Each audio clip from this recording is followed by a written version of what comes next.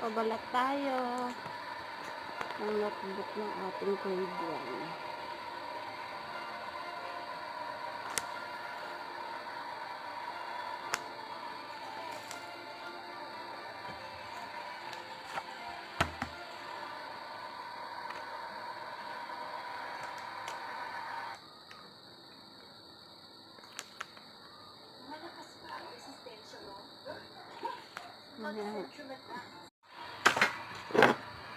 Umalis ka naman! Dahil ka!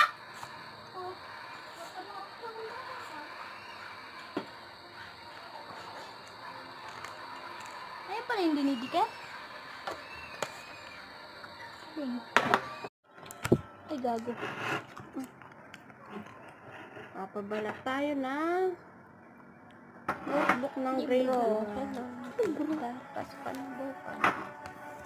Nagpabalat na kami. Ganito lang siya kasimple. Dinidikit lang.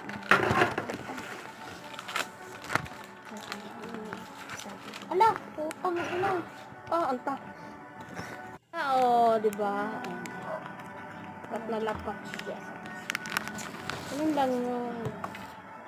Easy dikit mo.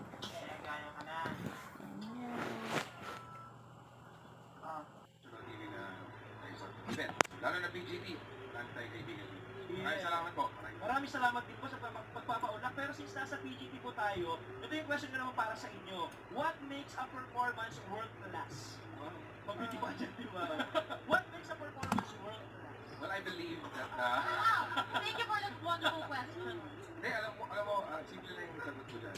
Opinion ko lang to, ang Pilipino kasi, world class talaga musikero. Artist. So, basta, very talented ang Pinoy. So, if you just be yourself, and perform and enjoy, lalabas yung kagalingan ng isang tao. Totoo yan. At lumabas ang kagalingan ng ating mga kapamilya at mga contestant na sumali ng PGP. Dahil yung nakaraan lang po, may umabot sa semifinals natin na banda. Kaso hindi sila umabot ng grand finals. Ano po bang advice ang mabibigay ninyo para sa mga banda na nag-uumpisa pa lang po? Ako, tuloy-tuloy lang. Magandang instrumento pagsali sa mga nationwide